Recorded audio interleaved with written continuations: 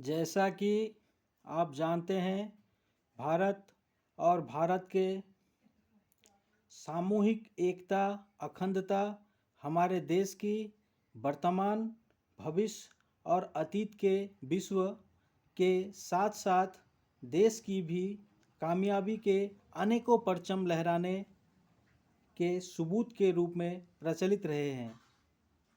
और द भूखंड, जिसे हम आज का भारत, इंडिया या फिर हिंदुस्तान इत्यादि के नाम से जानते हैं, दोस्तों, अतीत काल से ही अनेकता में एकता इत्यादि की बात कही जाती रही है।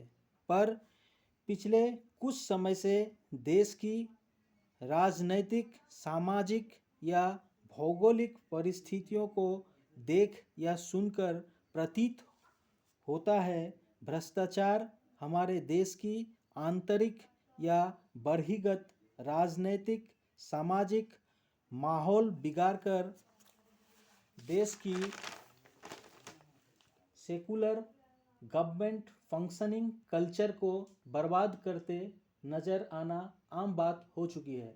वर्तमान के राजनीतिक परिस्थितियों में भ्रष्टाचार और इससे जुड़ी नुकसान या फ़ायदे हमारे गवर्नमेंट फंक्शनिंग सिस्टम मैकेनिज़्म को खोखले कर जो सरकार हमारी सामाजिक, सांस्कृतिक या फिर भौगोलिक विकास के लिए होना चाहिए था, आज विभिन्न राजनीतिक पार्टियां या इससे जुड़ी बिचौलिए को फ़ायदे पहुंचाते नज़र आने लगी है, जो अक्सर हमारे देश की ब्रदरहुड और सेकुलर डेमोक्रेसी को बर्बाद कर देश की रिफ्यूजी या देश के ज़मीन के दलालों के बिचौलिएपन को फ़ायदा पहुंचाते नज़र आना आम बात हो चुकी है। हमारे सरकार या सरकारों में बैठी राजकीय सम्मानित औहदों, पदों इत्यादि पे बैठे सरकारी जनता के सेवक कहे जाने वाले अफसर इत्यादि बाबूज के रूप में प्रचलित होने की ओर कदम बढ़ाने लगे हैं। ऐसे भ्रष्ट सरकार या भ्रष्टाचारियों का फ़ायदा उठाकर आज देश के अनेकों राज्यों में रिफ्यूजीज इत्यादि पनाह ले लेकर राज्य ही नहीं, देश विभाजन की भी मांगे करने संकोच नहीं कर रही है। एक समय हुआ करता था, हम अपनी देश की डाइवर्सिटी के किस्से हमारी दादा दादी या ग्रैंड पेरेंट्स से सुना करते, ग्रैंड पेरेंट्स से लव अफेयर, प्यार मोहब्बत की बातें सुना करते थे, पर अब जाने कितनी नई डाइवर्सिटी तक जन्म हो जाए और इनके इतिहास के किस्से अमेरिका को पता चल जाए और हम अपरिचित ही रह जाए। कौन सी डाइवर्सिटी कब कहाँ डेवलप्ड हो गई। पिछले कुछ समय में सरकार द्वारा देश के सीमावर्ती राज्यों में भ्रष्टाचार की मदद से कई ऐसे कदम उठाए गए जिससे राज्यों में इन्फिल्ट्रेशन, असंवैधानिक माइग्रेशन इत्यादि अपनी चरम सीमा में पहुंच चुकी है। जैसे कि कई रिवर डैम्स, चाहे वो कोसी, गंगा, अरुणाचल प्रदेश इत्यादि हो, जो भारत और भारत की आंतरिक सुरक्षा के साथ साथ बहिर्गत सुरक्षा की आत्मनिर्भरता नष्ट होने की संभावना होने लगी है। यह फ्लड कंट्रोल डैम्स हमारे देश की राजनैतिक निर्भरता चाइना जैसे देशों पर बढ़ाकर इन क्षेत्रों की उपजाऊ जमीन की चाइना पर हमारी कल्टीवेशन निर्भरता या इन क्षेत्रों में संदेहजनक नागरिकों को बसाकर उनकी राजनैतिक फ़ायदे चाइना जैसे वाणिज्यिक केंद्रित देशों को पहुंचाती नज़र आती है। सुरक्षा के लिहाज से ऐसे विदेशी सीमा तटीय क्षेत्र को निरर्थक यानी अनावश्यक विकास के नाम पे इन देशों पे भारत को निर्भर करवाकर देश को कमज़ोर करने के अलावा कुछ और नज़र नहीं आती है। जबकि हमारे अतीत से ही सीमावर्ती ऐसे क्षेत्रों जो नदी पहाड़ इत्यादि काटकर विकास के नाम पर सौदेबाजी पर रोक थी नज़रअंदाज करते मालूम पड़ती है। ऐसे सीमावर्ती क्षेत्र जहाँ पहाड़ पर्वत नदी इत्यादि से घिरे हो, इनको सिर्फ फेंसिंग या घेरेबंदी के बजाय ऐसे प्राकृतिक बाधाओं को बचाए रखने की सलाह हमारे अतीत के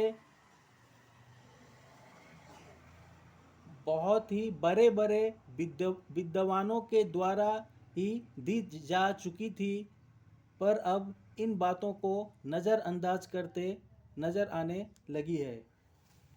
कोई भी देश या राज्य की सीमा की सुरक्षा केवल मात्र फेंसिंग या सिक्योरिटी के नाम अनर्गल देश के पैसे बर्बाद नहीं किए जाते। ऐसे क्षेत्रों की प्राकृतिक नदी पहाड़ इत्यादि बाधाओं को नष्ट कर पड़ोसी देशों पर देश की आत्मनिर्भरता बढ़ानी कदापि सही नहीं ठहराए जा सकते। उम्मीद करता हूँ सरकार केवल मात्र राजनीतिक या वाणिज्यिक फायदे के चश्मे से हटकर हमारी भविष्य की भी चिंता जरूर करेगी। देश में बढ़ती राज्य विभाजन की मांग ऐसे ही सरकार के भ्रष्ट नीतियों के फलस्वरूप होने का आशंकाएं अनेकों बार जताई जा चुकी है। दोस्तों, विकास सर्व आग्रहित है, पर विकास के नाम पर हमारी राष्ट्रीय आत्मनिर्भरता को खोना गलत मानी जाती रही है, या फिर चाइना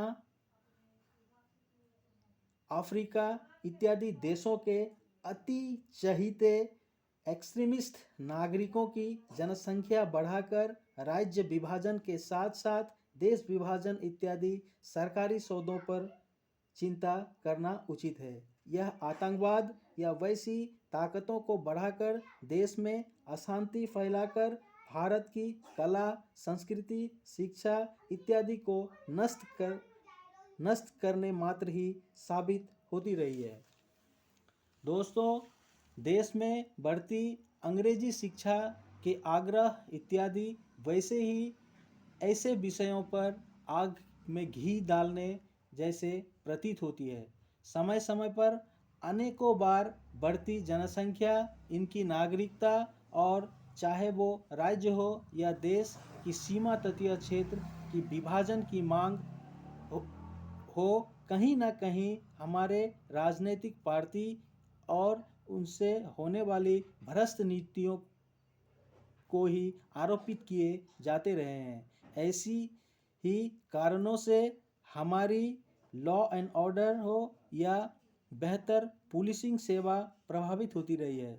आज की मौजूदा परिस्थिति ऐसी हो गई है, कंप्लेनर के इकोनॉमिकल स्टेटस या रसूख इत्यादि देखकर ही जस्टिस दिए जाते हैं और अनेकों ऐसी घटनाएं हर दिन सुनाई दिखाई देती रही है, जब कमज़ोर गरीब किसान इत्यादि मानो सरकार की ओर निहारते कोयल चिड़िया सी हो चुकी है, जिसे सावन के बारिश की बूंदों का इंतज़ार रहता हो।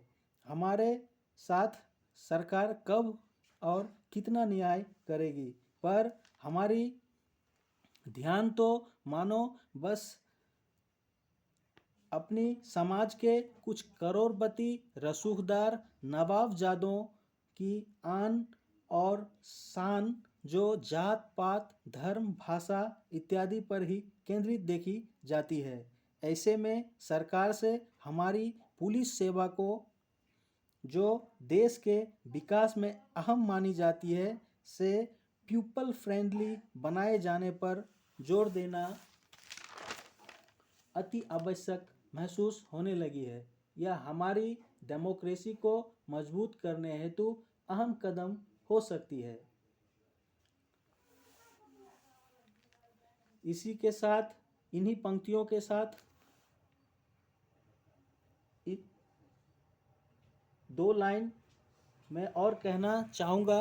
वो कुछ इस तरह से है कि करता हूँ खुदा से यह गुजारिश, करता हूँ खुदा से यह गुजारिश कि तेरी मोहब्बत के सिवा कोई बंदगी ना मिले। करता हूँ खुदा से यह गुजारिश कि तेरी मोहब्बत के सिवा कोई बंदगी ना मिले। अगर मिले तो सिर्फ प्यार तेरा, या फिर जिंदगी ना मिले। जय हिंद, वंदे मातरम।